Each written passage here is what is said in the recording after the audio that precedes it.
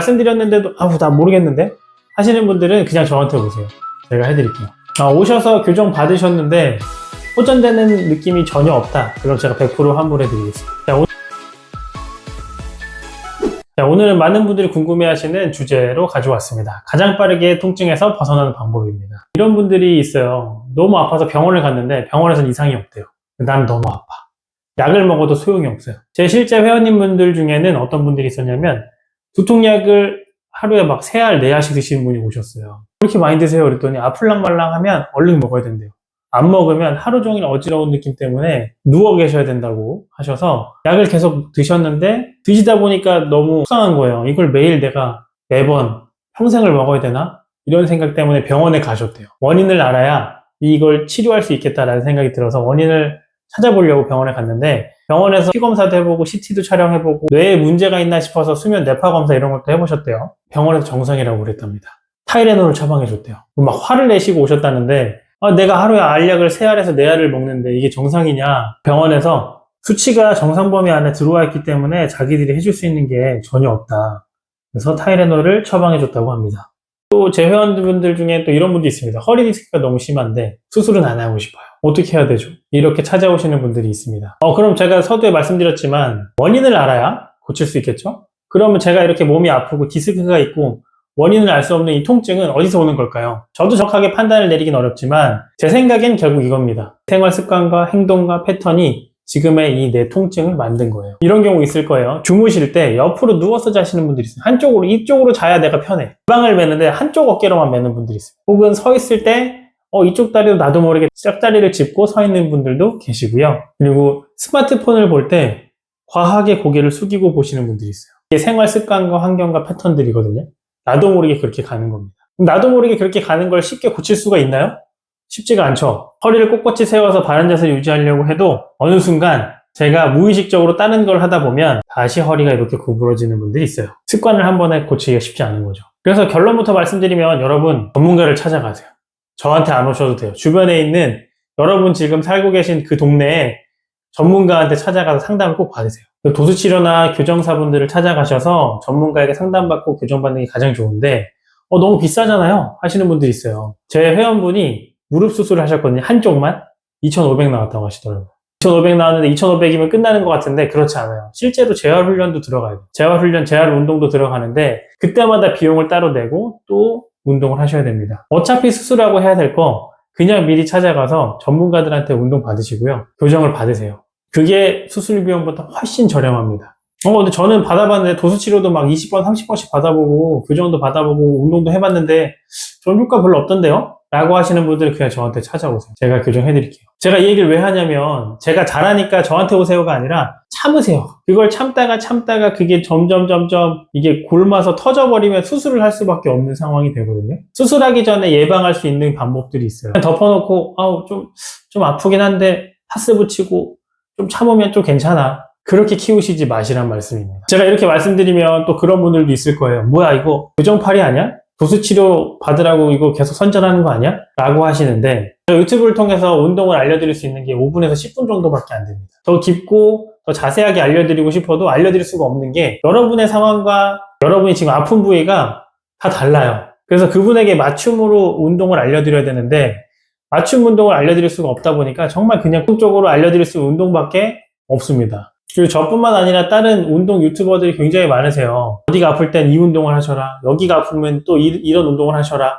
이런 운동들을 많이 알려주시는데 이 운동은 그냥 5분, 10분 정말 스트레칭 정도밖에 안 되는 경우들이 생각보다 많습니다. 일단 교정을 받거나 도수치료를 받으셔서 몸의 정렬을 맞추셔야 돼요. 그 상태에서 운동을 하거나 그 상태에서 전문가를 찾아가서 또 운동들을 좀 진행을 하셔야 근육이 붙고 그 아프던 통증들이 없어지면서 유지가 됩니다. 순서가 이렇게 돼요. 흑백요리사에서 안성재 셰프가 물어보잖아요. 심사하기 전에 음식 나왔는데 어떤 거부터, 뭐부터 먹어봐야 되나요? 이렇게 물어보잖아요. 알려주는 순서대로 먹어야 맛이 극대화가 되고 심사할 수 있어서 물어보는 거예요. 마찬가지입니다. 그냥 운동 막 따라하면 좋아지겠지. 이 운동하면 여기가 좋아지겠지. 저 운동하면 여기 좋다고 하니까 좋아지겠지 라고 하셔서 따라하지만 실제로 안 되는 경우들도 있으실 수 있고요. 좋아지는 경우가 있으면 다행인데 오히려 안 좋아지는 경우도 있습니다.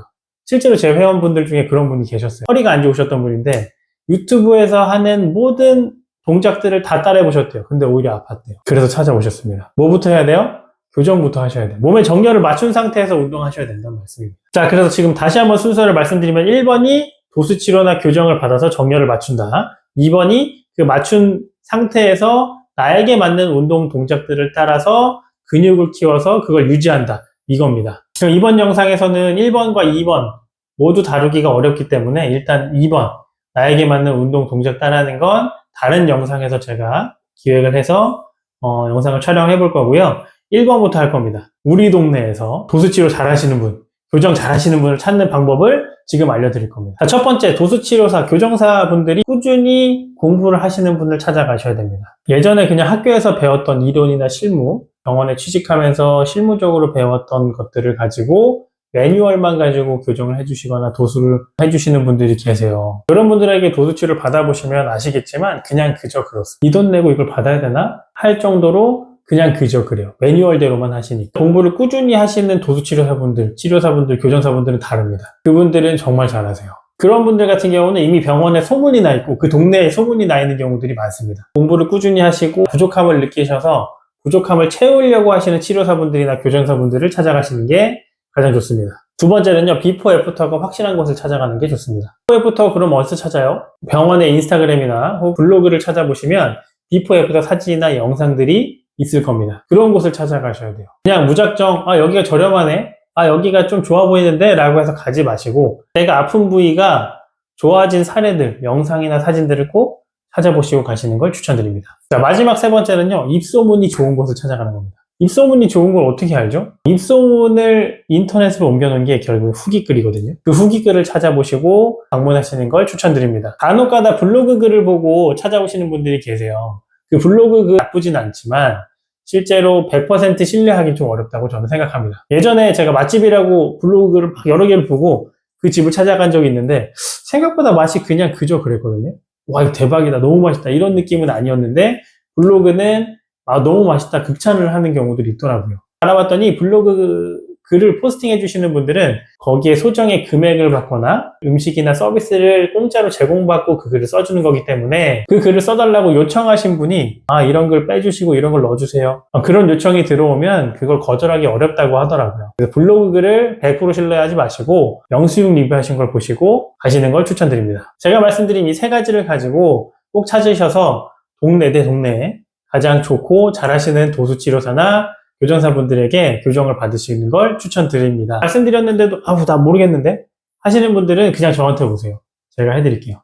오셔서 교정 받으셨는데 호전되는 느낌이 전혀 없다, 그럼 제가 100% 환불해드리겠습니다. 제가 있는 곳이 수도권과 가깝지 않기 때문에 저한테 오시는 분들은 정말 지푸라기라도 잡고 싶은 심정, 너무 아파서 이것저것 다 해봤는데 아직도 아파, 이게 호전이 안 돼 라고 생각하시고 오시는 거기 때문에 이 정도 마음가짐을 가지고 교정을 해드려야 되지 않나 싶습니다. 댓글에 오시는 길이나 연락처를 남겨둘 테니까요, 확인하시고 참고하시면 좋을 것 같고요. 높아심을 말씀드리지만 제가 병원은 안 좋습니다, 병원 가지 마시고 무조건 교정사한테 가시고 치료사한테 가시고 교정 받아보세요, 이건 아닙니다. 저희는 못하고 병원에서 할 수 있는 게 있습니다, 분명히. 그리고 의사분들이 저보다 공부를 훨씬 더 많이 하셨고요, 인체 공부도 저보다 더 많이 하시고 지식도 많으실 거예요. 다만 제가 말씀드리고자 하는 건 덮어놓고 그냥 수술만 하자, 수술하면 다 끝나겠지 라고 생각하시는 분들에게 말씀드리려고 하는 겁니다.